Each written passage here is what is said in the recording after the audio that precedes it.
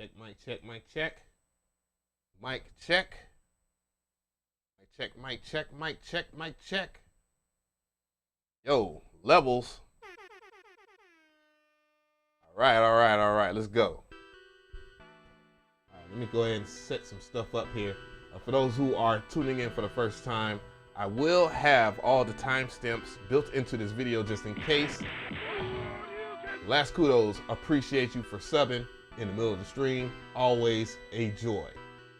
Let me share this stuff out, man, because this is going to be a real stream. I don't plan on being long on this stream here, but a lot has to be said and unpacked. I think this will be very impactful and helpful to a lot of the younger heads out there, a lot of the older heads out there too as well, because I'm saying it because it needs to be said. Josiah was good. Lamb D. Turner, what is going on? Cold Fire was good. Your Majesty, what is going on? A lot to unpack today. This has to be said. And I think a lot of you guys need to hear this, especially you young cats. I'm just sharing this up with everybody that is on Facebook here, so that everybody will know what's going on. And I'm gonna set y'all free with some drums.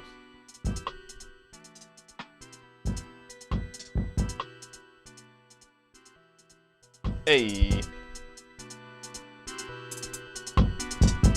Let everything roll up, man. We got a lot to talk about, man. For real. Not even playing. Zara, what's good? Heavy. Tech Life, what's going on? Dat One Beats. Low Cuss M, was good. Yeah. So Elf was good. Peace.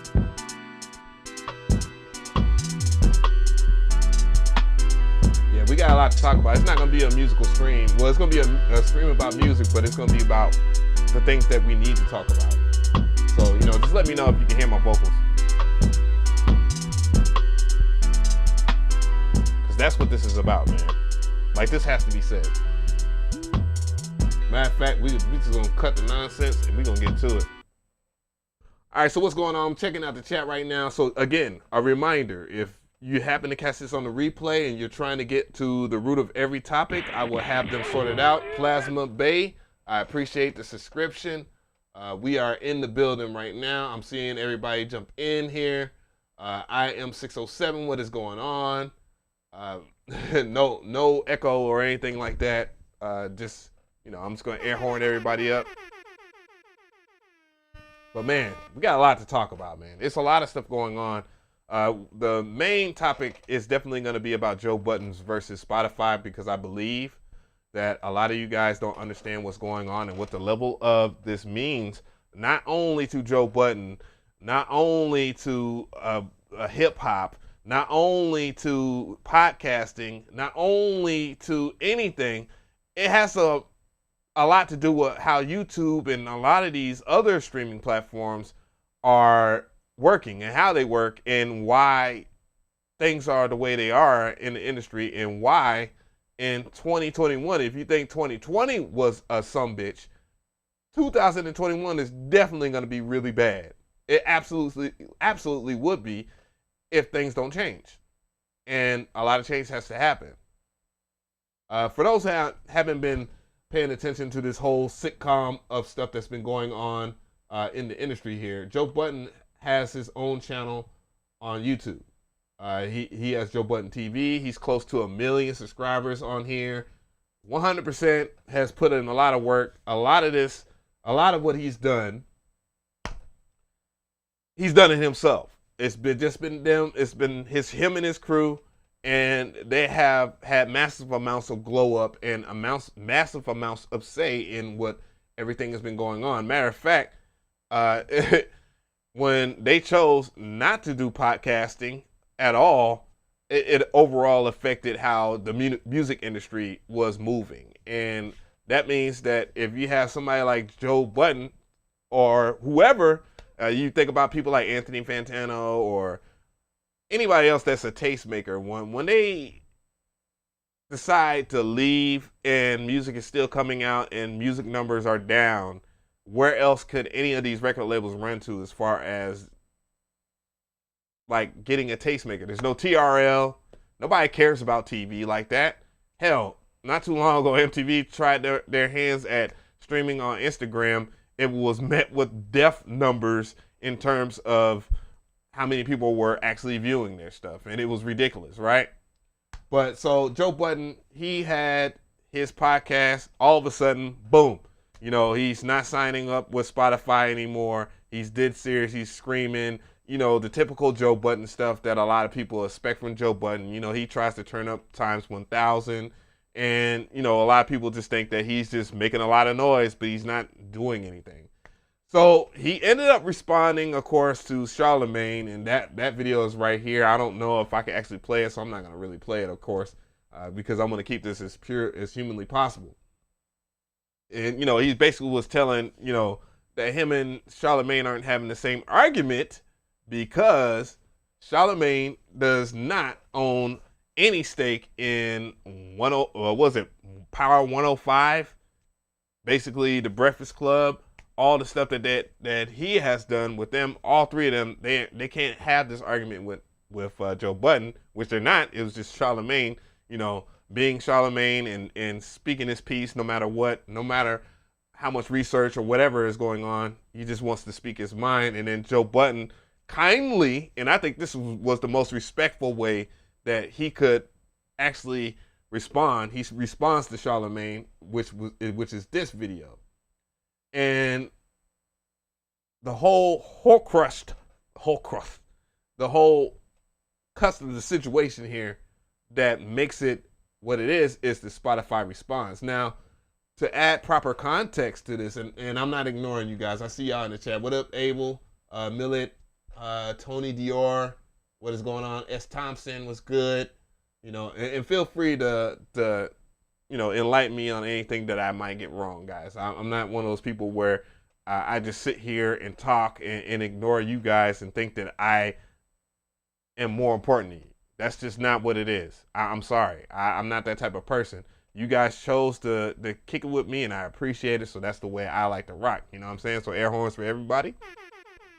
But Joe Budden, he responds to Spotify's offers because a lot of people, a lot of news outlets and people, they want to get their hot take in, not knowing what the situation is. And I think Joe Budden's is he's a master of controlling the narrative and explaining that narrative to the masses because, people like to spin stories and say whatever. So Spotify, they respond, they give Joe Budden's another offer, per se. And for those who don't know Joe Budden's history, he used to be on a show on Complex News. And that show on Complex News was with DJ Academics or whatever, which DJ Academics obviously stayed because, he doesn't understand his worth either. That's why he hangs out with Tekashi 6ix9ine. But, so, he gets another offer and, they release a statement because these companies or whatever, they try to save face as much as humanly possible. And then, where is it at? Shit gets real. It gets really real. Obviously, Joe Budden, in this situation, explains, yes, he did get more money, but they asked more from him. They asked for more from him, and on top of that, the demands didn't meet the supply, which, respectfully, he declined it.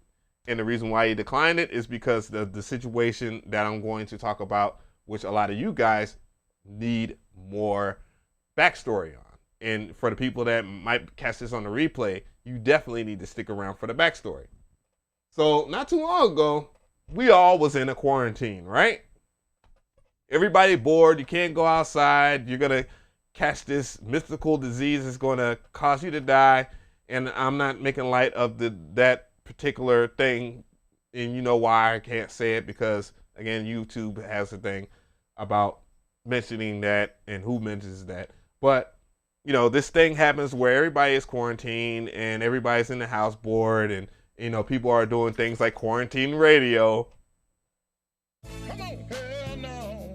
Which there's a story behind that too as well, which a lot of people don't understand. So Joe Budden had a conversation with this guy right here.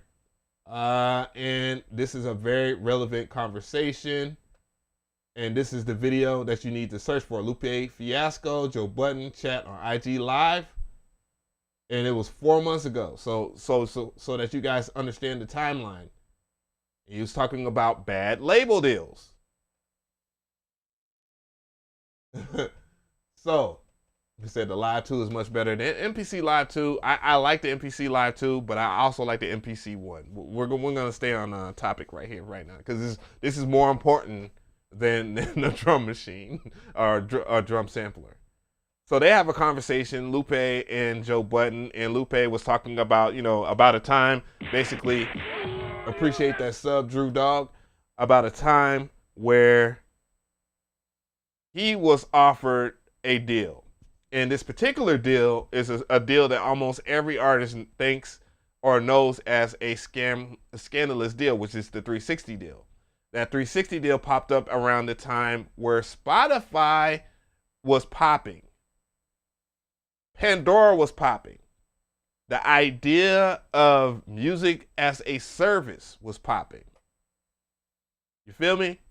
So the industry was switching over to this music as service ordeal, and you can check my stats on that to see if I'm lying or if I'm capped or whatever. And what this entails is that these streaming services will get certain specific catalogs and whatnot from certain labels, because all these labels are in cahoots. You might even heard of labels even quote unquote suing Spotify. Not saying that Spotify in itself did not get sued, but it would be very relevant and convenient for them to get sued. Let me see here. Spotify. I'm going to put in Spotify Company Man. Another channel that y'all should follow. This is very good business. It helps you with your financial literacy. Spotify, why they're successful. This video, you need to watch this. And I watched this channel grow. God dang it. I watched this channel grow from my level all the way up past it. He's almost at 1 million. And well deserved too, because he does a very good job of breaking down numbers and how these businesses work. So ain't nothing more important than a drum machine. So 360 deal pops up or whatever, Lupe Fiasco talking about that, but he was also talking about the idea of Spotify and all these other companies in cahoots with the labels or whatever. And as we all know, if you don't know, if you are an artist, a major artist or whatever, you have to really, really put up the numbers. Come here. You really have to put up the numbers to get to where you are going to have satisfactory numbers here. My dog's in my lap here, and I don't know. He getting on my nerves. He want daddy. So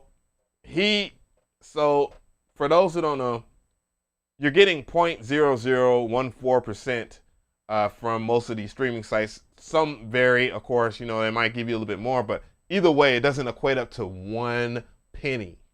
1 penny, 1 cent. And when CDs were a thing, which I think 2015 was the last time CDs were a thing, you got more than just a penny. Some people were getting $1, artists were, for an album sale. Now we take that, you're not even getting half a cent. Sometimes you're barely getting a penny or whatever for a stream. We're looking at a time now where if you go platinum, because this explains why a lot of people are going around on social media and on IG, Twitter, whatever, and they're bragging about certain things like, for per se, you hear a lot of people say, "Oh man, I'm a part of this platinum project or whatever, and I'm doing this. This went gold or whatever." Mind you, that the requirements are actually lower now, so that artists can so they can make it make sense for artists to actually go platinum or whatever, and actually make a means to it. Because for you to actually make a means to getting money for that to recoup, I had to make sure. I thought I was gonna have to grab the strap because it sounded like somebody was at my door and my dog ain't doing nothing. But in order for you to actually get what artists in the past, in like the 90s, for going gold, you would have to go 5 times platinum, which I guess makes sense in today's money versus yesteryear's money. You have to actually go about 5 times platinum to justify getting paid like an artist back in the 90s, late 90s, early 2000s. And that's crazy. Regardless, it's still crazy. And I don't think a lot of people understand that. No, under a penny for a stream, like on Spotify, YouTube too, because YouTube does it well.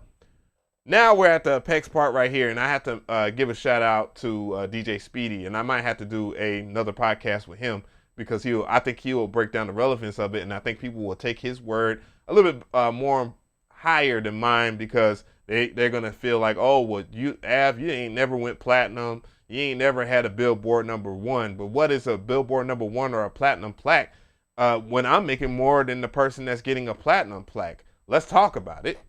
Come on, hell no.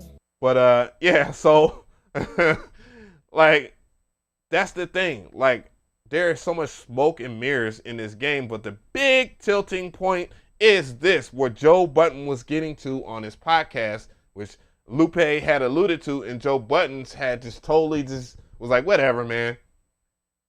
Joe Budden told everybody that these labels, these streaming companies, all this stuff, and this is something that it just it's common sense. They agreed to paying that much. They could pay you more. And this is what's nasty about it, seeing that this is negotiable, but they don't say anything about negotiating percentages of how much you get paid for a stream, because there are artists out there that are actually making more than just a half a penny on certain platforms. They're probably making even more. But the sicko mode behind this is that a lot of artists don't know that. And this is how you know that it's crazier. And I'm going to play a clip so that there's more proper context to this. And it comes from my Twitter. It comes from my Twitter. And I think a lot of you guys need to hear this.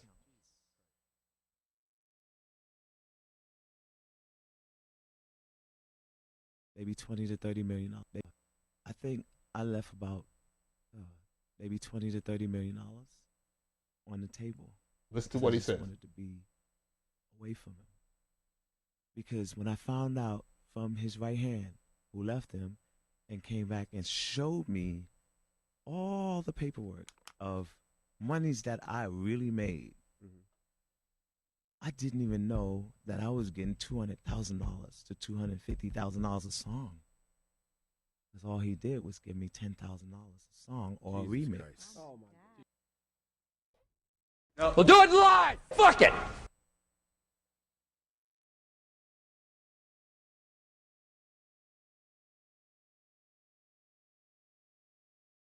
That's crazy.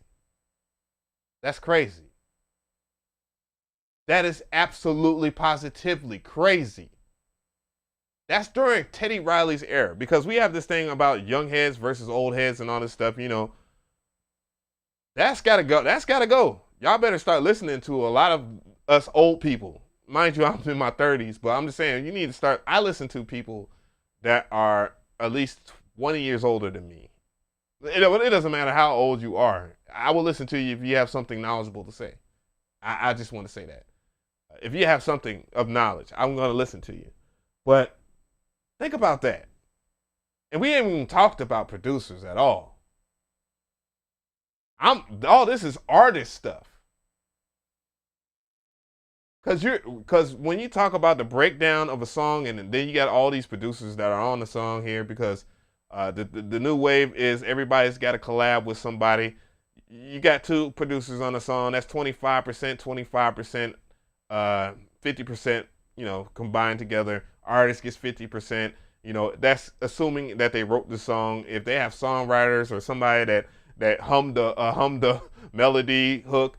And then, you know, the new wave, what a lot of you guys don't understand, or you might have been paying attention to, if you pay attention to the way that Mike Dean moves, which with all due respect, if I was Mike Dean and a lot of these producers are coming in there with their piano rolls or whatever, and, you know, they don't know how to play a melody line, they're using samples and stuff like that, and I do some rearrangements, regardless of me being an engineer, I'm going to credit myself on the song. Engineers are already going to get money anyways, because the engineers looked at a higher regard than the actual music producer right now. Truth be told, you know, we're not even arguing over a penny, barely a half a penny, and they agreed to this. That's disgusting.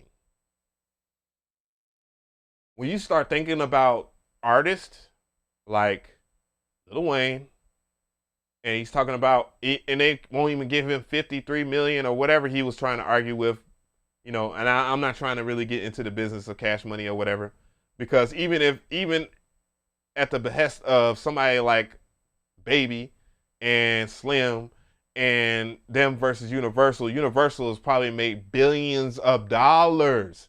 This is billions of dollars that the label is getting, because you're only paying them like a tiny percentage, not even a whole entire penny. Artists aren't getting unless they know this. And you're talking about major labels constantly streaming all this stuff. Sure, I'm pretty sure some of the money goes into the promotion of the song. You know, there's certain YouTube channels like Lyrical Lemonade and a few others that are in cahoots with other labels and stuff like that. Because believe it or not, when your favorite artist and stuff like that, or some random artist comes up and they get their stuff popping or whatever, and they get these millions of views on a song or whatever out of nowhere, and then you think that this shit is hot because you're looking at the numbers and you're not traversing and understanding what botting is and how streams are manipulated, and if that is, and then you look at Lior Cohen or whatever, that's in charge of YouTube Music, which has been in the industry for a long time, and he's in cahoots with these labels, and you got to make sure that these artists do that, and you got to have a relationship with him and all this stuff. Then you start looking at the money, and the money starts looking really funny. And then you start to understand the basic concept of why Dame Dash was acting an ass on The Breakfast Club. And that's what brings me over here to this point right here. And I think that you guys need to understand this, because I think what a lot of people are understanding or think that they understand about this industry is going down. It's been going downhill, but the certain people that you like as artists aren't partaking in this industry for that particular reason, because they know that already, but they're not saying anything just to keep it in the hush. I don't give a damn, because I don't need that part of the industry. I'm looking up this Dame Dash right here. And I made sure. Oh no, did they remove it? Dame Dash interview, Dame Dash.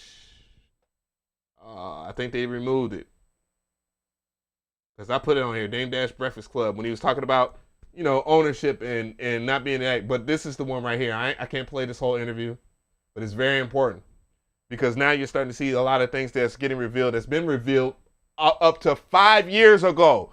We're talking about 2015. This is when it was getting rid of physical copies.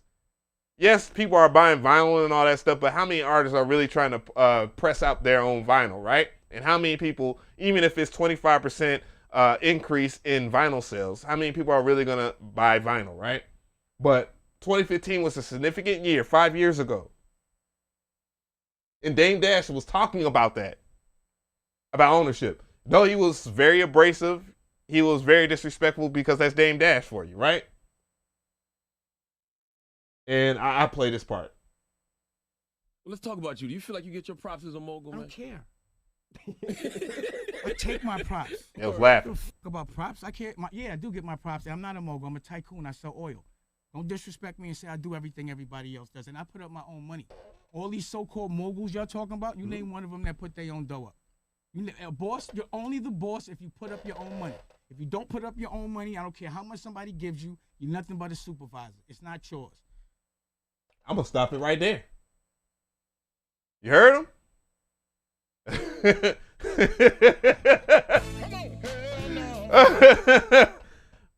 2015 was a really relevant year for even me. 2015, that was March 29th, 2015. A few months before I got fired from my job, which I was already done with.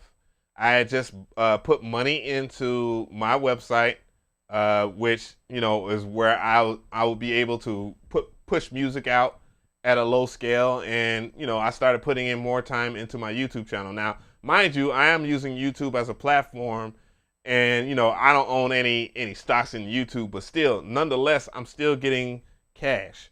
And at a surface level, it is good money. I'm not going to front to you guys. A lot of people that have 100K plus subscribers and they're getting all these views on videos and stuff like that don't even make close to as much money as I do.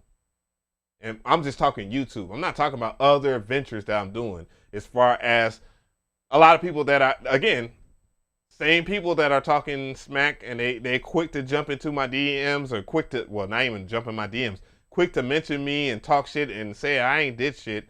I'm making more money than those guys. Those guys have to, if they don't put out any records or anything like that, they don't get paid. Let that sink in. That's a very relevant interview for a lot of you guys to understand that, and that's not to poop on anybody that's still working a 9 to 5.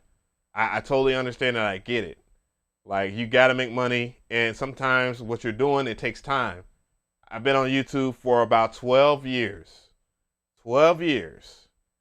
So when people say that I'm washed up and I'm irrelevant, think of it the same way I do when somebody says some shit that you ain't gonna make it or you ain't gonna do whatever. I brush that shit off and I keep it going and keep it moving. I'll take my 3,000 views per video, or if I'm lucky, or if, quote unquote, if it's a bad day, 1,000 views on a video. I'll take that, because what people don't understand about what Joe Budden is going through, what Dame Dash has been through, with a lot of people that are entrepreneurs in the business, that are true entrepreneurs, that are not sitting here waiting for a check, that, you know what I'm saying? You're going to start off small. Like, you have to start off small, then you grow big, you get big. The thing, a wise person said, and I don't know who said it, but they said greed is good. And when they said greed is good, they didn't mean greed is good as in like, oh, you getting all this money, man, you ain't got nothing to worry about. Greed is good because it can control you. We saw that, and I hate to even put the NBA out on blast, but we saw that with the NBA. They went and they boycotted and all that stuff for the Jacob Blake situation or whatnot, which is, you know, that's his own entire situation in itself. But then they actually found out what financial literacy meant right then and there when they sat there and met up with the owners or whatever, or what they're trying to call governors now, just to make VPC, because we stay in this PC world. They was going to lose a lot of money. They told them that. There's 2021, there's no guarantee that the stadiums will be open, and, you know, the people, casual fans, could go inside there and enjoy a basketball game, which is where they get a lot of their net profit from. And then all the venues inside of the stadium that make money too as well, which the owner gets a cut of that too, because they got to pay for the venue inside of there. The vendors got to pay for that venue. There we go, vendors inside of that venue. So, appreciate that donation, by the way. What's up, DJ Ab? I just copped the MPC Live II, my first MPC ever, 20-year dream come true. Enjoy it. Enjoy it, because you're going to love it. I guarantee it. You're going to love it. I don't know why my stuff isn't working. Some reason it doesn't work. It doesn't work. But congrats to you, my brother. But I want you guys to understand that, because that's just a piece of what I'm talking about today. What is on that surface level that you guys... What's up, Avenue? I just copped the MPC Live II. My first MPC ever. 20-year dream come true. #milestone #MPC gang. Hey. Wah, wah, wah, wah.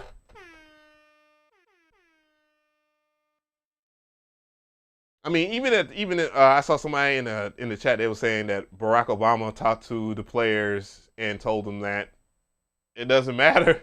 It doesn't matter who did, regardless. The message is there. It's been relayed, dude. You don't have the power to do such things like that. Or it could have been just the simple fact that, hey, man, this might not be the time to do that. To boycott, and all this money you could be making and then putting into educational reform. Because a lot of people, what hurts people, and to my point of where I was talking about, like, a lot of people like to poop on, oh, you don't get that much views, you don't get that much subscribers, all this stuff.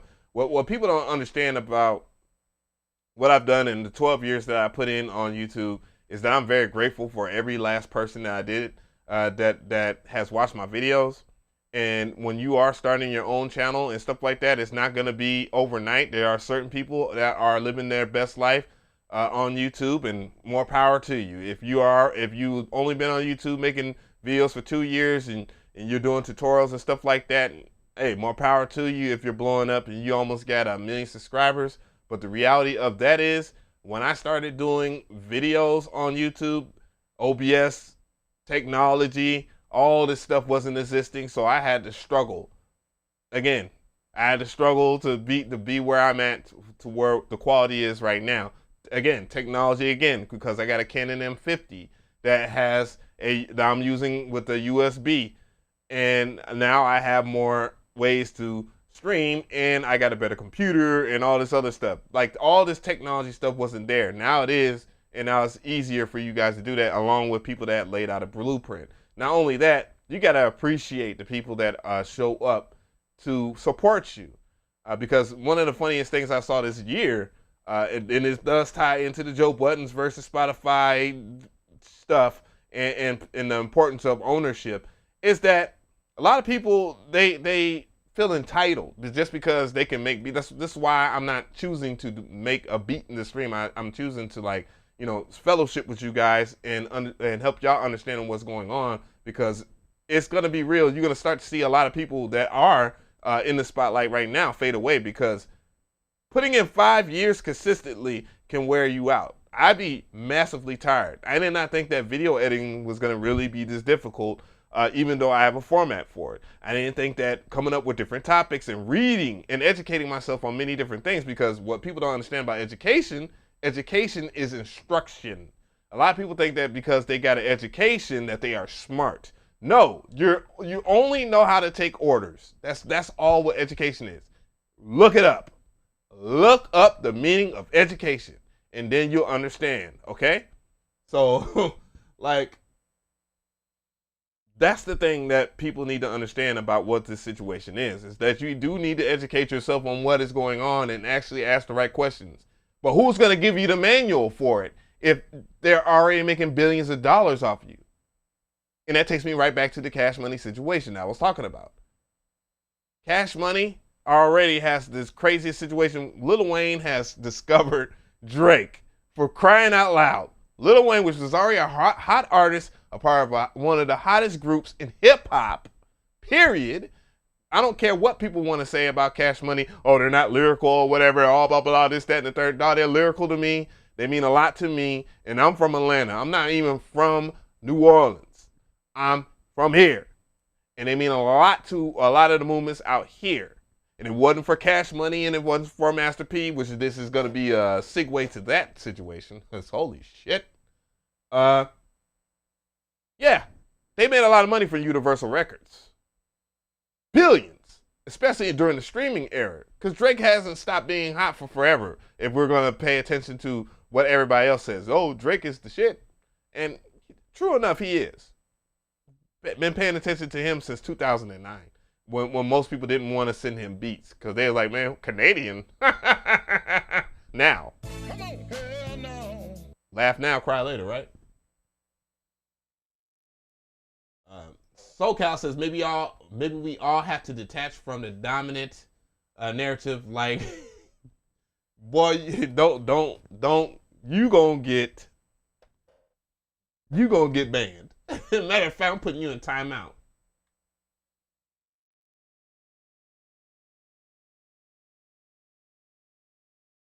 There you go. Nah, bro. We ain't doing that. But anyway, so the reality of the situation is that it's crazy. So I'm going to go and segue into another thing right here. Yeah, I had to. Don't ever in your life mention that motherfucker in here again. You need to take that dominant narrative over there to where he's at right now and let him deal with that shit. Cause we ain't even in the same conversation. We ain't on the same flight, light, none of that. That's my dominant narrative, to put your ass in timeout. But anyways, and if I could block you, I would. Straight up. If I was a clown, it would definitely be Homie the Clown. But anyways, yeah, so another thing that I wanted to talk about was since we're already talking about the New Orleans rappers and stuff like that, because that's a humongous era of hip hop that a lot of people undermine, because we weren't talking about some Yo B, Timberland boots, and we weren't rapping about certain things the way that other people rap about in the region. This is one, you had to be original regardless of what you do. Now most people don't understand originality these days. So, let's see, was it No Limit? Let's see, No Limit. Let's go to Cam 2. No Limit. There we go. You can tell I was sitting there looking at this like, say what? Somebody already spoke on this situation here, but this was a really crazy situation that I thought between No Limit and Beats by the Pound. This has a lot to do with production altogether.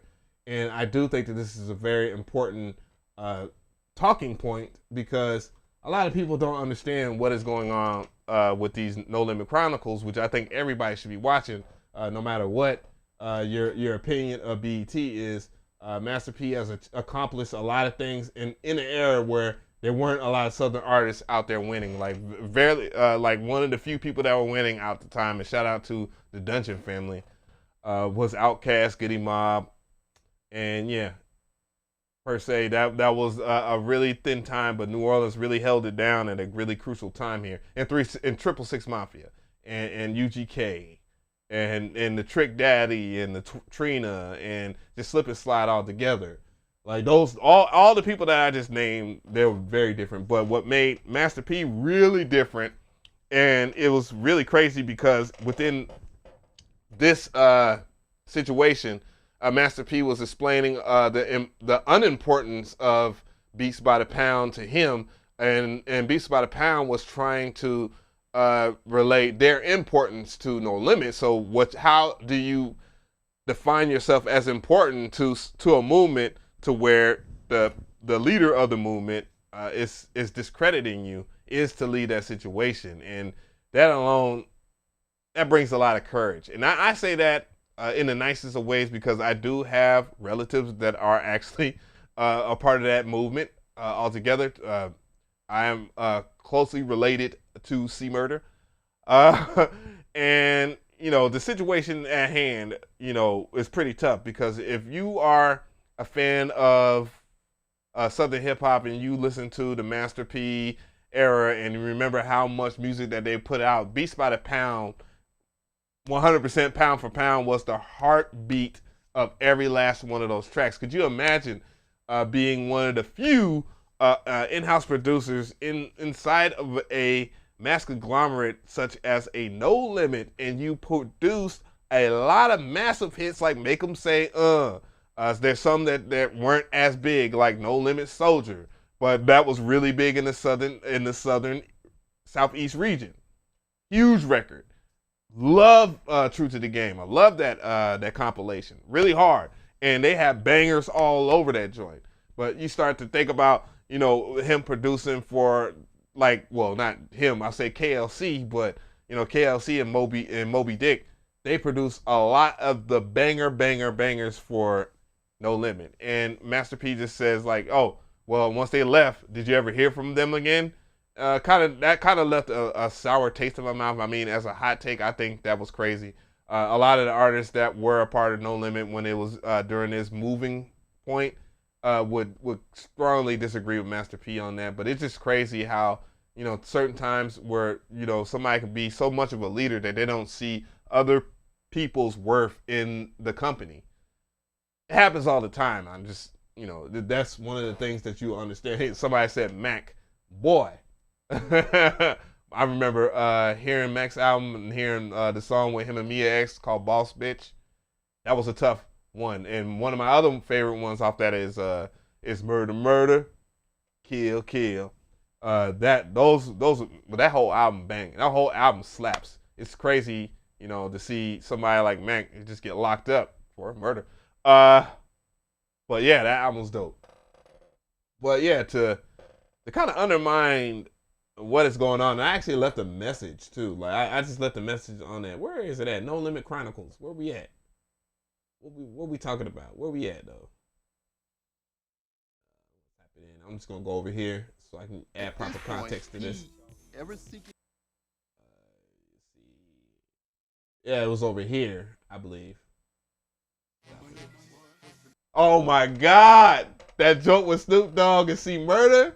Oh my God. Shout out to Mac 11, man. Holla at me if you're around, man.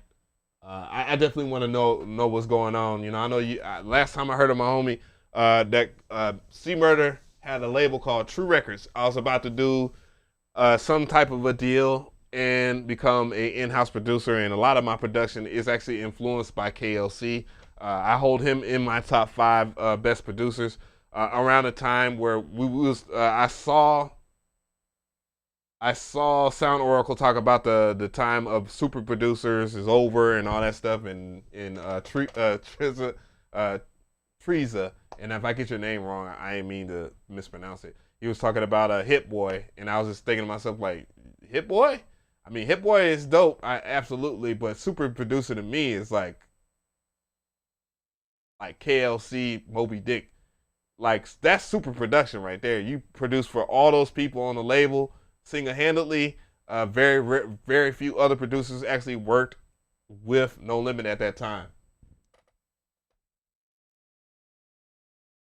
But he said, rest in heaven, Soldier Slim, no doubt. It's crazy. And I was just talking about Cash Money and stuff too. But this video right here, what makes this video very significant, very relevant. They actually talk about Cash Money in this clip over here. I don't want to play it all, but I think I can get to it. But you'll see like images of Cash Money, and they talk about basically, you know, they were the enemy, sworn enemies, because there was, you know, Calio versus Magnolia. And if you ain't from the hood, you wouldn't understand that shit. Like, out here in Atlanta, you have your zones, you know, Zone 6, Zone 6. Then you got North Atlanta, which nobody really cares about. And I think they changed the zones to where certain parts of northern Atlanta is actually Zone 6 now, but nobody's really claiming it like that now. Zone 1, Zone 4, you know. But anyways, you know, you have your different hoods like North Side, East Side, West Side, South Side. You know, the story never changes. Even if you look at like 666, even if you look at like Florida, people from Tallahassee don't get along with people from Miami. And if they do, you know what I'm saying, it's a collective to where people are trying to get to the Skrilla. Same thing with California, you know, and it gets a little deeper than that. You know what I'm saying? Yeah. Oh, Lord. The whole ward thing. Damn, 4th Ward out here. Ain't even the same. But yeah, just it was explaining a lot of that dynamic and why, you know, No Limit never worked with Cash Money. And I thought it was very interesting because regardless of the beef of those neighborhoods, imagine if Cash Money and No Limit actually put their money together at that time. You know, like Cash Money, granted, was on the come up, you know, because if I think about the time where Master P in the late 90s, late 90s, probably 99, 2000, like, you had Juvenile, just 400 Degrees, Hot Boys, Turk, BG. Damn, that Cash Money was crazy, bro. Crazy era. And High, when I first heard High, I was not feeling High either. Just openly admitting that. And then I actually listened to it because, you know, it's Southern drawl, so it was gonna automatically kind of grow on me. And that was probably one of the most lyrical songs that's been ever made. But because he's funny, because he sounds different from the East Coasters and the West Coasters, a lot of people don't get that. But Jay-Z actually got it. That's why he appeared on that song High. But yeah, when we talk about that situation, where in the world is it at? Oh, this video right here, boy. Nigga. Yo, when Back That Ass came out, boy, God bless Juvenile. God bless him. God bless Juvenile. I gotta do it again. God bless Juvenile when that came on, boy. It to this very day, when Back That Ass comes up, when that song comes on, don't matter how young she is, no matter how old she is. You think about this era too. Like, you think about the music that we grew up on. It's like, holy shit, like, for real. and Little John just really made it to the windows. Live my best life, dog. The best music. This era. Oh my God. Tip Drill Super Classics for the 99 to 2000. Yo. Yo. Nothing beats it, dog. Nothing beats it. I'm telling you. And that actually brings me up to something else that I was going to talk about on the lines of like the whole entire No Limit and Cash Money, Beats by the Pound, and everything. Dog. Real talk. I went to the club. I went to the club twice this week, which is something I don't normally do. And obviously, in times like these, you really shouldn't be partying anyways. But I wasn't going to party and have a good time. I was going to actually be an authority figure in a lot of things that happen behind closed doors. Leave it at that. You know, I am a big dude, so you know, and there's certain requirements that people have, right? Anyway, so going there, DJ was playing all of the records of today or whatever with the crowd, a lot of crowd. You know, we're talking about 21 and up, so alcohol. You know, they can drink or whatever. When you're around in your early 20s, a lot of people don't really drink because they ain't got the money, of course. You know, a lot of dudes don't, and if they do have the money for that and all that stuff, you either a hot boy. You know what I mean? Like you really got money by other means or whatnot. If we're actually talking about, you know, what it really is. Yeah, a lot of music wasn't hitting. A lot of music wasn't hitting people. But when the DJ actually switched over to things like to back the thing up and slob on my knob, and we're talking about 21-year-olds, we're talking about the era of the sap ass emotional shit. None of that shit was hitting. But I tell you what was hitting though. What was really hitting in the club was the women rappers. That should send a massive message to the masculine out here, or the quote unquote masculine that's making music. Of course, the baby, Little Baby. You know what I'm saying? Those guys have earned their keep within this proper scope. You know, all these other motherfuckers that's out and doing music or whatever, people are just like, who? What? Huh? You know, the normals that have cracked the, you know, Drake, you can expect Drake to get the panties wet in the club or whatever. And I'm just saying that. I wasn't checking. But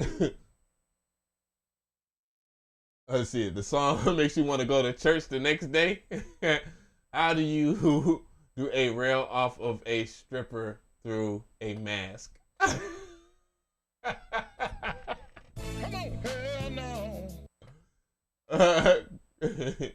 Same way I feel. Grew up in the best time. Black Ab says that. But yeah, a lot of the music that a lot of people that get a lot of these views and stuff like that, and I'm gonna hate to rewind so far back, but a lot of that music doesn't really hit. A lot of y'all music, the people that are always arguing and talking about they're going platinum on IG and all that stuff. I tell you, my nephew that wrote the song for Chris Brown, his song Heat. That hits, like that hits the females, but that's Chris Brown. You know what I'm saying? Like Chris Brown was meant to hit the females. You know what I'm saying? But for all you brothers out here, if your song don't hit the females in a certain way, your shit is not gonna hit. It's not gonna. No, niggas don't really care about what is a dude gonna look like singing some emotional ass trap shit. You know what I'm saying? Like, just saying. If it ain't hitting with the females, dog, and that's kind of the reason why you see the emu, whatever trap stuff being made or whatever, but it don't hit. It don't hit. You play some damn, and it could be this region or whatever, but we're a major hub for a lot of music. And for the people that are gonna ask the question like, yo, did they play any drill music? Did that hit? No, it didn't hit. There was drill music being played, it didn't hit. But what did hit was older music in my generation and below that. A lot of that hit. Even I'm talking about the DJ hit some Key Sweat, bruh. He played some Key Sweat. 21 and up club, man. So there's going to be a lot of reevaluation of how people are making music and approaching it. Because almost everybody is doing the exact same trap shit, trap drums and whatever. But a lot of y'all stuff isn't catching on. Dance hall was smashing. And I understand Atlanta, what a lot of people don't know is Atlanta is, close to Florida, close to, well, it's not close to Louisiana, but, it's not that far away from Louisiana. But, in this particular area, we have a lot of islanders and stuff like that. So, a lot of dance music is going to hit different. It probably, dance hall wouldn't probably hit hard in California. Who knows? Maybe you can get away with playing, Juice World in California and everybody's lit about Juice World, but in Atlanta, no. I promise you that. And if I got to record it so people can understand that their music isn't as popular as the numbers are portraying it, then yeah, I'll do that.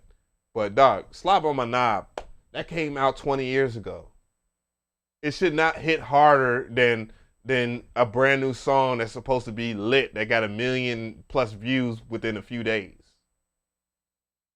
No way that Slob on My Knob, which is a real certified classic, should hit harder than a brand new song that's supposed to be lit to the youth.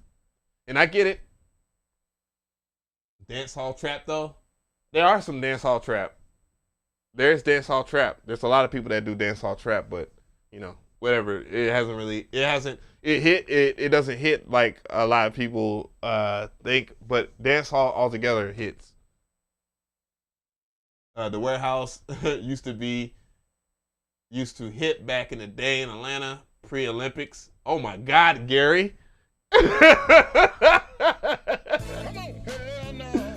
Damn, you just told your age. Yes, it did though. Yes, it did.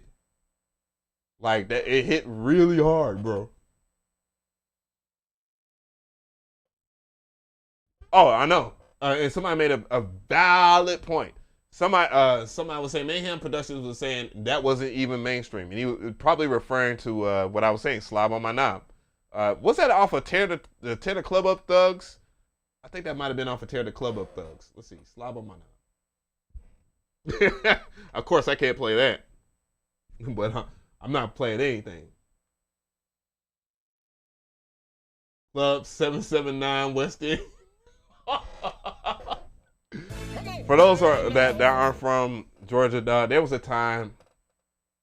Oh, it says 3-6 Mafia, but it's definitely off of Tear the Club Up Thugs. Tear the Club Up Thugs. Definitely, I knew it. See, I know my 666. boy, I tell you, I went and saw 3 6 Mafia at the Bounce in my early 20s, probably 2002, 2003, right when T.I. was starting to really get a buzz. But, you know, it wasn't really sticking, though I'm Serious is a really good album.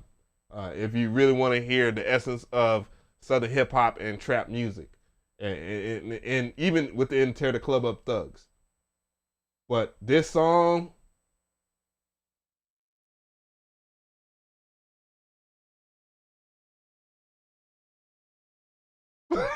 oh, boy. Oh, somebody said Project Pat. Boy, I was probably a senior in high school. Project Pat. It's already there because I was listening to it the other day. Best video ever, by the way. Chicken Head. Project Pat actually dated one of my classmates in high school. I had to put him out there. Project Pat. I met Project Pat also real weird shit. Like a friend of a friend had a fine ass sister that was a senior in high school. She's fine. Dark skin. Woo. Go in the crib. Project Pat walks down the stairs. We all looking at each other like, what the hell is going on? And then I'm sitting there thinking to myself, like, damn, this dude just had to. He had to. Crazy. Crazy. But boy, she was fine, boy. She was, boy, dark chocolate. God damn.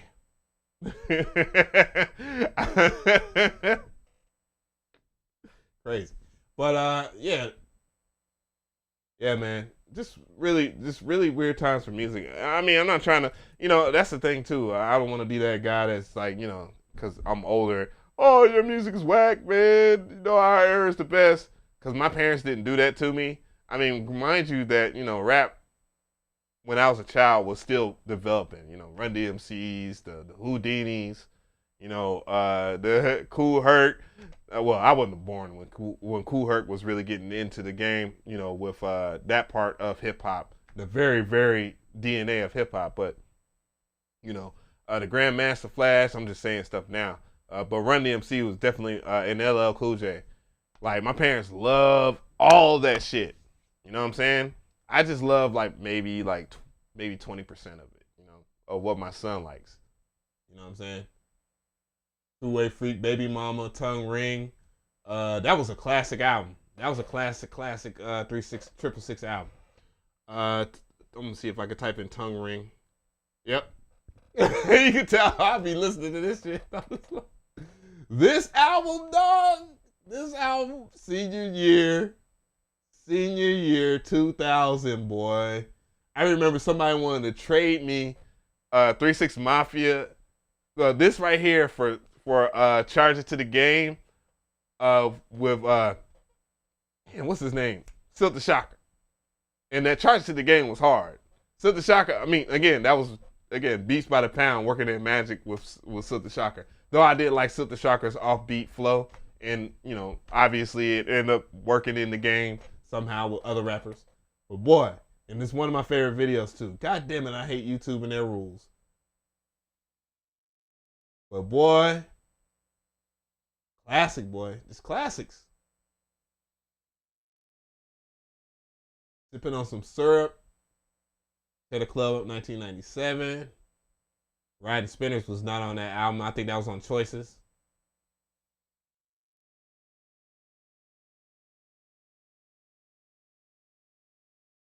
Silk the Shocker equals Blueface.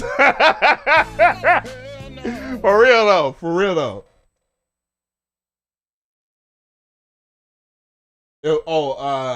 Ride Spinners was on the it was on the end. 3 6 Mafia the end. No way.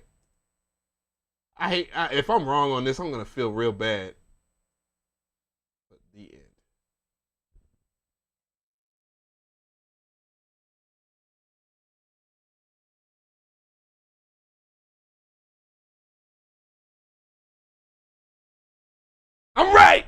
All right.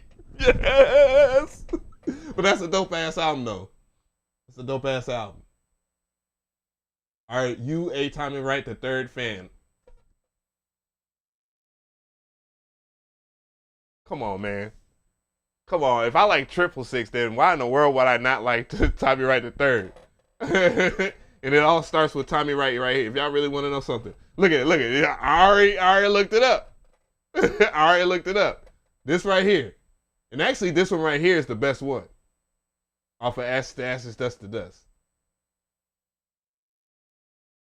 He performed this a year ago. Look at the views too. That song right there, boy. Orange Mound got the city sold up. Yo. Of course. See, a lot of my friends was from Memphis. They're from Memphis. And they got ties to a lot of them dudes because they from the hardest parts of Memphis. I got some wild ass friends. They're from Florida, Jacksonville, Miami, Powell County, Orlando. Family from a lot of my family's from New Orleans, North South Carolina, DMV area, and some people from New York. And then a lot of my other extended family that I don't get to see is out in Cali. So, I got a good balance for what I like from music as far as that. DJ Squeaky. Man, I remember when DJ Squeaky had... if y'all gonna say DJ... Oh, okay, you said DJ Zerk. I was about to say, if you talk about DJ Squeaky, you gotta talk about DJ Zerk and DJ Sound. Lil White. There was a white dude, Haystack Mac. Let me see if Haystack Pat, I think. Haystack. Let's see if it's I reckon. I can spell. There you go. This motherfucker right here.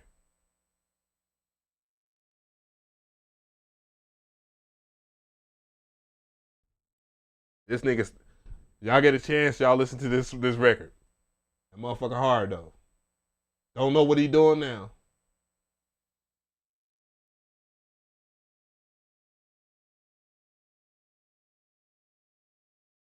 But yeah, Haystack is hard.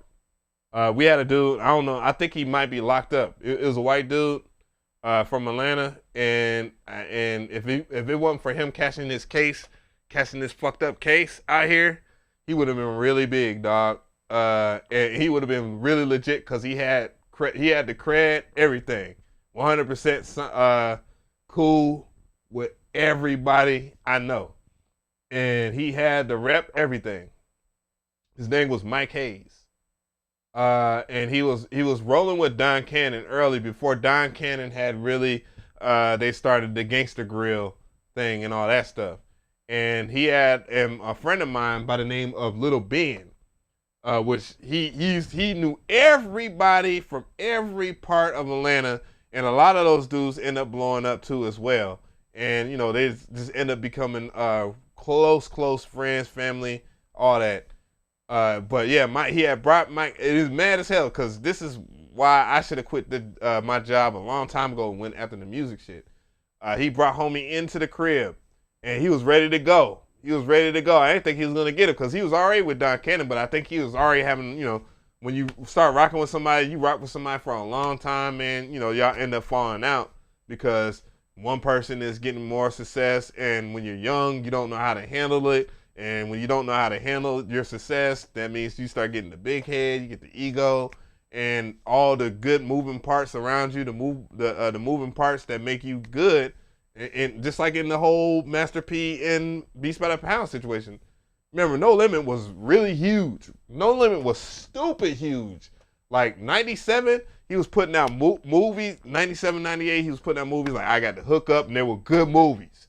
Like Master P was putting out good movies. But in this situation, he started getting more money. He got to go play in the NBA, and a lot of people think that Master P was trash. He wasn't trash. Master P was not trash at basketball. He ended up, unfortunately, and he already spoke on it, so it's cool to speak on it. But unfortunately, some shit had went down with an agent, and they chose not to sign up Master P because of the heavy situation that was in Toronto. But he probably would have been playing if not off the bench. With Vince Carter and Tracy McGrady, without a doubt, without no doubt. I hate the split between Beast by the Pound and P. Yeah, I hate it too because it ruined. If P would have been cool, if it wasn't for him getting, because Master P was putting out dope ass movies for all the young heads and all that stuff. Like Master P was putting out dope ass movies, bro. Master P was putting out such crazy movies that everybody on the block was watching them shits. Everybody in the hood was watching them. Even certain people that just, of a certain credo. Suburban America everybody loved Master P. Like, make them say, uncrack the doors open. You gotta understand, like, Master P had Mystical. And Mystical at that time was starting to become that guy too as well. And when that situation at No Limit had broken down, everybody had kind of split. You know what I'm saying? And yeah, Beast by the Pound, it was a major part of gluing that squad together, man. Good production really matters, no matter what you say. And not to say that, okay, I remember Master P had redid Hootie Hoo by Outkast, and that was like really fraudulent for me. I didn't like it. I didn't like the song because of that, but the song itself was okay. Then you had his era. He had Chopper. I remember him where he had this the song was traditional bounce music from New Orleans, and he was dope, but it just wrong time.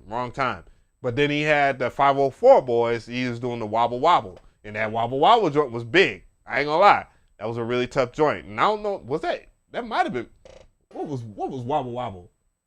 Oh yeah, no doubt. Snoop, The Last Meal, fucking mother niggas. Come on, yeah, we've already talked about that. If we haven't, I won't mention it now.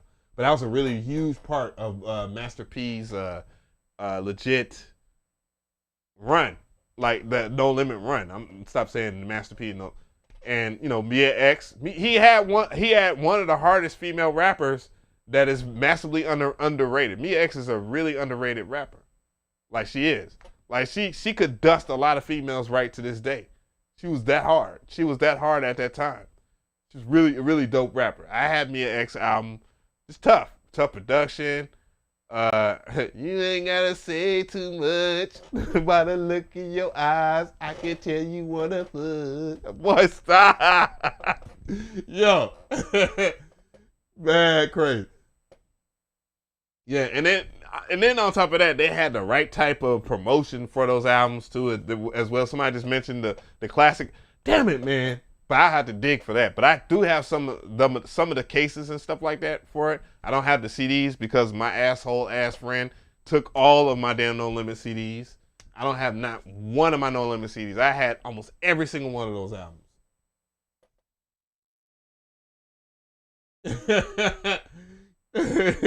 But yeah. Wasn't that Mercedes? Mac and Mercedes? And Mercedes. That might be Mac and Mercedes. Y'all might have caught me slipping. Yep. Oh, y'all caught me slipping. Damn. Oh, y'all was right. Oh. Everybody love Mercedes, boy. Goddamn. And she's on that No Limit Chronicles too. And she still looks good.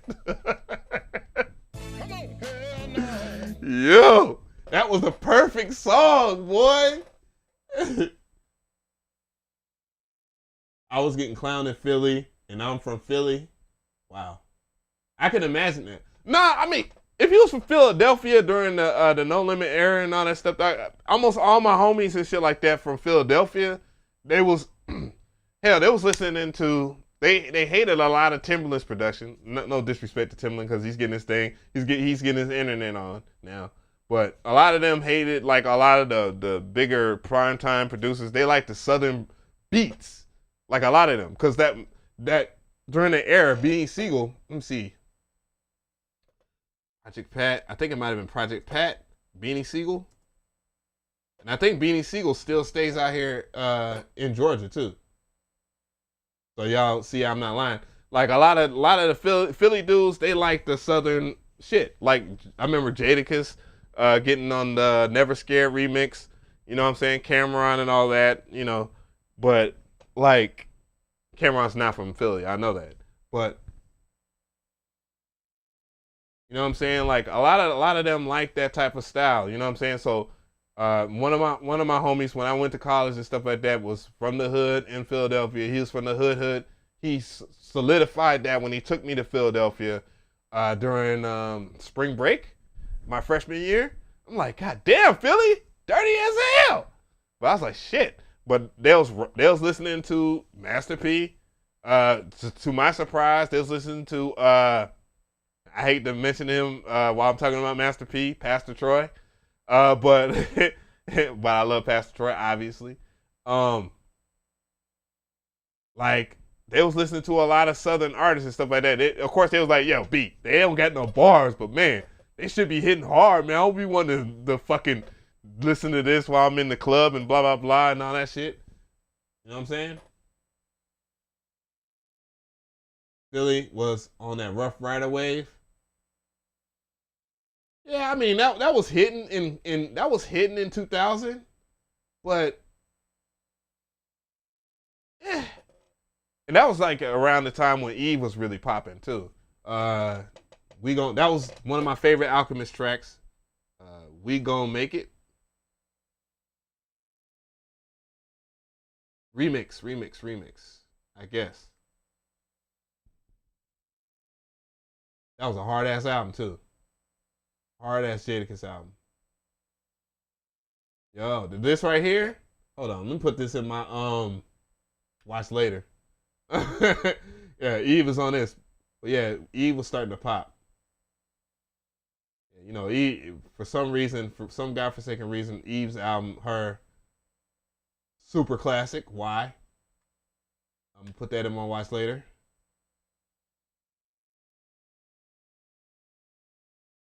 Let me dig Styles P. I Get High. Damn, it's not gonna pop up?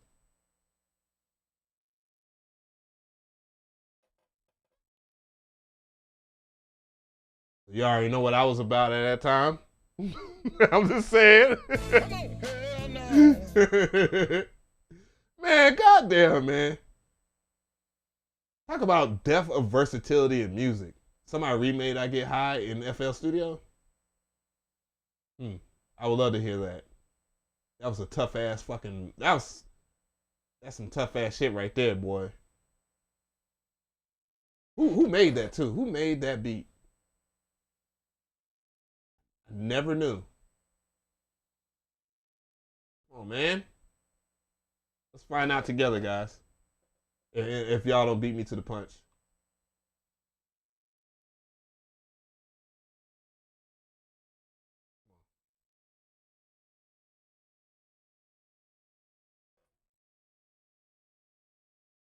Produced.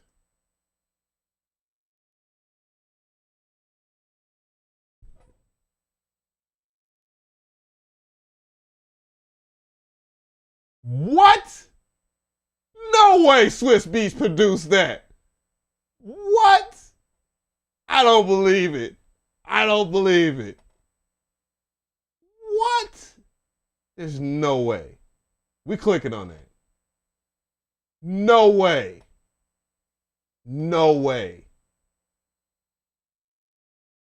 That's the hardest Swiss Beats beat ever.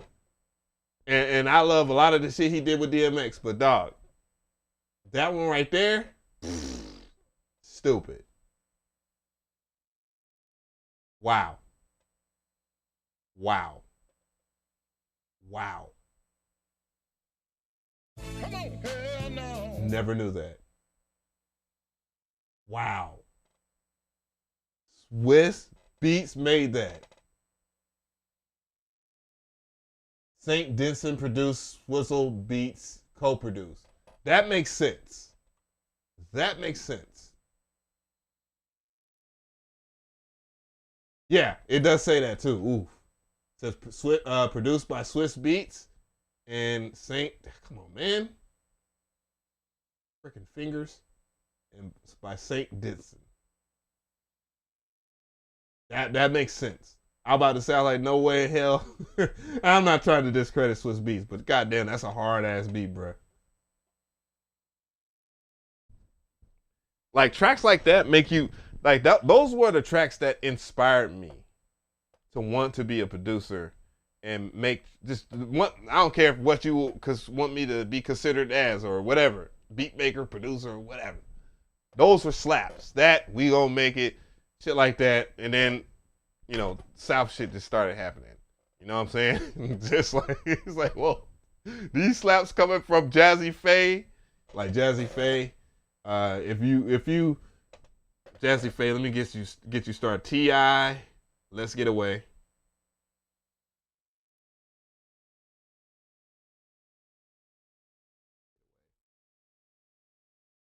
This is the reason why I started playing bass and shit like that. Fuck it. You know what? Fuck this shit.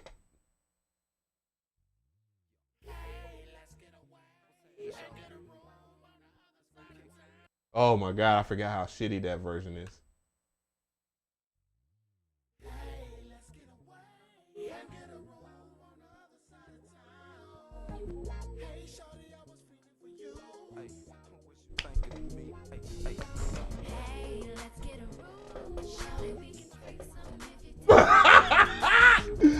Goddamn, T.I. was on fire. That was like one of the hardest albums. Oh my God, that's a tough ass album, bro. Yeah. T.I. got some stupid classics, bro.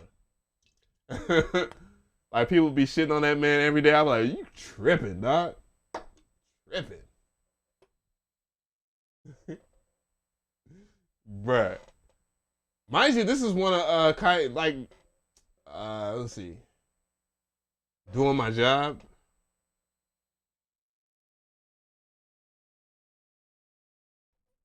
Doing My Job. Very, very tough song. This is produced by Kanye West. Damn, I think about Kanye and the shit that he went through, man. It's crazy. This is fucking crazy, bro. That right there, boy. This is Kanye, and he's gonna, and I know it.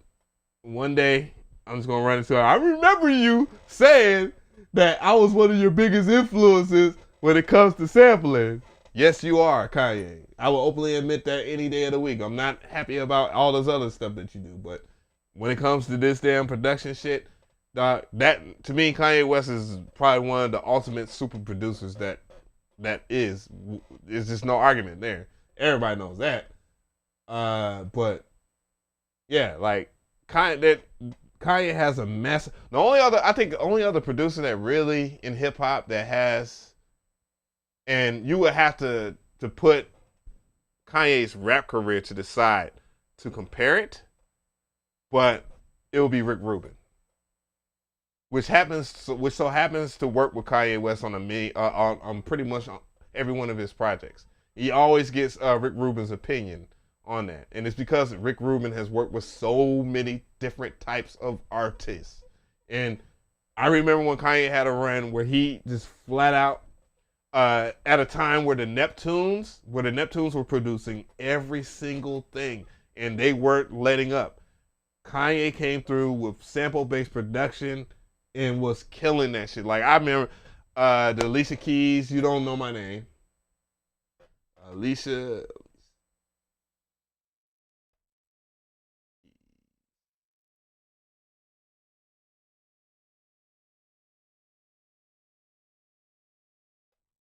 Damn it, I can't look at this. I can't look at these. God damn, Swiss Beats, you lucky as hell, boy. Swiss Beats caught him one, boy. One time for Swiss Beats, he already knows though. God damn. But yeah, like That song. Let me make sure. Let me make sure that he actually produced that. Alicia Keys. You don't know my name. Producer. Get some clarification on that.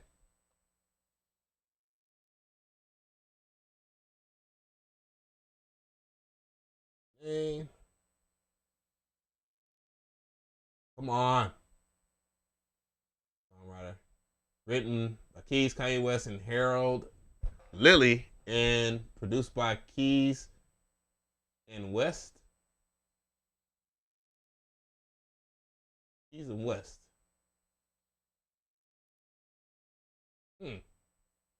Maybe Kanye didn't produce it. It was produced by Keys and West. Like Alicia Keys and Kanye? Somebody said that it was Ninth Wonder that did that beat. I don't know how true that is. Or whatever. It probably, if Ninth Wonder never mentioned it, it probably is not even worth arguing about. But Ninth Wonder has done some secret hits, I heard, for a few people and not claimed it. So I wouldn't be surprised.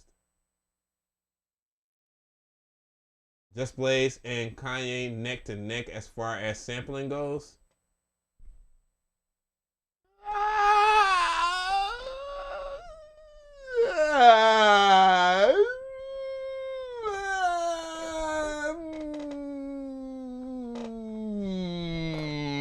No. No. No.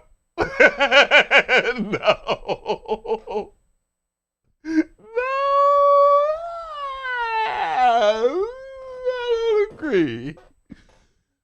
A good album to compare Just Blaze and Kanye's work together, I think would be the Dynasty album. You know, the compilation. Like, that's one of, some people say it's bad. I like that. I like the Dynasty album. That's a good argument to have on that album. But I like This Can't Be, which obviously had some of the hardest bars from Jay-Z and from Beanie Siegel. I think this song right here, clearly, Scarface. Boom. You're talking about... And then you gotta think about it, though. Kanye being compared to Just Blaze on hits. Sample-based hits. The Black Album. Think about that, dog. The Black Album, bro. Crypto Delivery, what's good?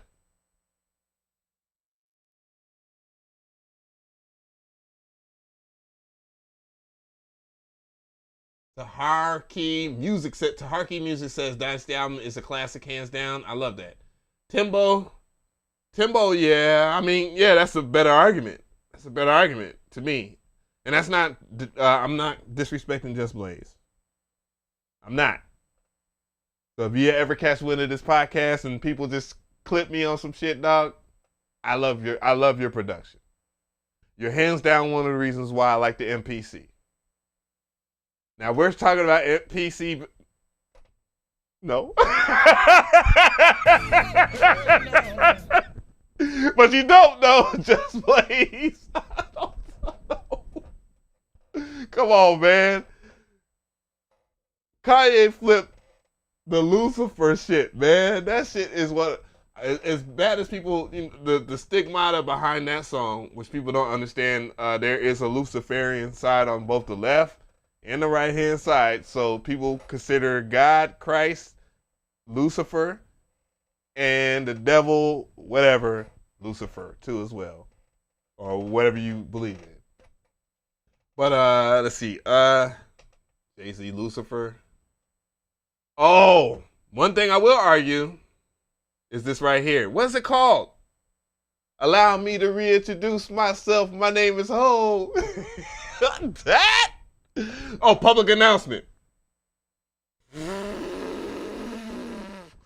That's one of the most disrespectful Just Blaze beats of all time. I don't know. Because if we're talking about this right here, if we're talking about this album, all right, let's see. The Ruler's Back, that's produced by, I think that was produced by Bink. Yo, this is how you know I love this album right here. I still got it in piece. I still got the actual CD. Man, I've been in plenty of fist fights trying to keep this damn album. Please believe it. The Ruler's Back. Bink. Yeah. Bink, boy. Shit. And he is so underrated, man. Disrespectful how they disrespect that guy. The Takeover. That's Kanye. I know that. Yeah. H to the Izzo, Kanye. Girls, Girls, Girls. Ooh, that's Just Blaze. Yeah. This is one of the best albums. This is me personally. This is one of the best albums that Jay-Z has ever done. Then he Buck Wild, the producer. He's dope. Just Blaze made Round Here. Yeah, I know. I didn't really like. It was cool. It was like a wannabe South beat. I hate it. That's how we kind of looked at it out here in the South, man. It was dope though, and it had like T.I., Trick Daddy. Yeah, one of my favorite verses from T.I. and from Trick Daddy too. At that. Hola Jovito, produced by Tim. Man, tell me I'm telling you, dog. This is this is a perfect album. This is a perfect album. And it was only 13 songs. 14, I think, if you count the hidden song, which was the Lyrical Exercise. Let me see here. Hola Jovito, produced by Timberland. That was tough. Heart of the City, Ain't No Love in the Heart of the City, produced by Kanye West. Never Changed, Kanye West. Song Cry, Just Blaze, tough ass song. Shit. All I Need, one of my favorites off of here, produced by Bink. I play that over and over again until I figured out how to make that track and realized that you only could do that with real drums and real instruments and just a little flavor of it. That's why I play instruments now. Renegade, produced by Eminem. No kidding. Perfect album. Blueprint, Mama Loves Me, Bink again. Yeah, Bink actually has some bang. Everybody had bangers on this album, dog. That's how you're supposed to make an album. Like the Blueprint. The Blueprint is a huge this is the reason why. And I'm gonna close it out on this. Don't forget No ID. Oh my lord. What No ID? No ID's 444. I think a lot of people slept on that. No ID. God, No ID is a fool. A lot of Chi-Town producers that I really like. But this right here. Don't forget No ID, Kanye's mentor. And appreciate that donation, but this right here is as close as you can get to perfection. This right here, this album, is the reason why I have this right here. And this is so y'all can understand why I have this back here. Because I try, and no, I'm not nowhere near on those producers level, and just on some fanboy shit, and just in pertaining to being a fan and keeping stuff young. I look at albums like that, and that is what I aim for in terms of that. Now, on hindsight of that, on the other side, and this is crazy too. This is crazy. Oh, I just found my Rick Ross album. This is my Rick Ross. All right, I'm gonna put it over here. No secret, I'm a huge Rick Ross fan, and shout out to Justice League too. Yeah, this one right here, I'll put this over here. I know a lot of people always have a distaste for Future and will argue, of that, but the relevance of me enjoying this Future album. That's album is the reason I started to produce. No doubt. Appreciate the donation. Not into Rick Ross. True, it is a blueprint. I'm not into Rick Ross. Thank you for that, for giving Nick for the sub. Stevie J got his, yeah, no doubt, with everybody on Bad Boy. But this album right here is very relevant to me in terms of like Southern hip hop, and this actually marks 2015. I was just talking about the relevance date, 7/17. Very relevant. Obviously, a witch holiday, 7/17/15. But that's obvious. Never noticed that. But this right here represents like a new coming of those producers that was on this. So, because a lot of people don't understand, I do like the young boys' music or whatever, but it has to be in a certain credo. Let's see, Dirty Sprite here. Let's see, Dirty Sprite. Damn, I didn't realize Alan Ritter was on this shit. Metro Boomin. Let's see here. Produced I Serve the Bass, Metro Boomin. I might listen to this a little later. Where You At, which had Metro Boomin again. Groupies, Sunny Digital. Damn, Sunny. These cats right here, man, I remember when they was really grinding that out. They really started back in 2010. And this was a mark of a good time where I just stopped caring about music. Rich Sex. Produced by Metro Boomin, Southside, and Frank Dukes. I don't even think TM88 even had one on this album. He had one on that mixtape that was really dope, Codeine Crazy, and that should have been on here. This is one of the hardest songs right here, produced by Southside and Metro Boomin, Commas. Oh no, my bad. Southside is gonna flip out. It was produced by Southside and DJ Spins. Fuck Up Some Commas. Know the Meaning was produced by who? Southside. This is like a really relevant album to what Southside did. Produced by Damn, Southside did a lot of joints on here. Southside again. And then Blood on the Money. That's a compilation of Metro Boomin, Zaytoven, and Cassius J. I might have to bump this shit. I had to go. This is the ultimate whip album right here. That and What a Time to Be Alive. Munchies for Your Bass. Oh my God, are you kidding me? I haven't heard somebody actually talk about those guys in a long time.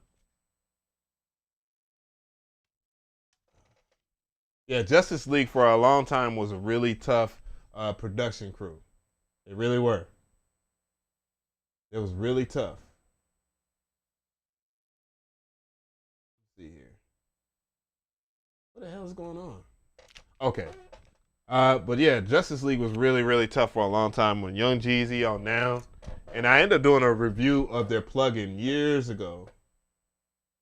I ended up doing a uh-oh. It might be a wrap, guys. Let's see.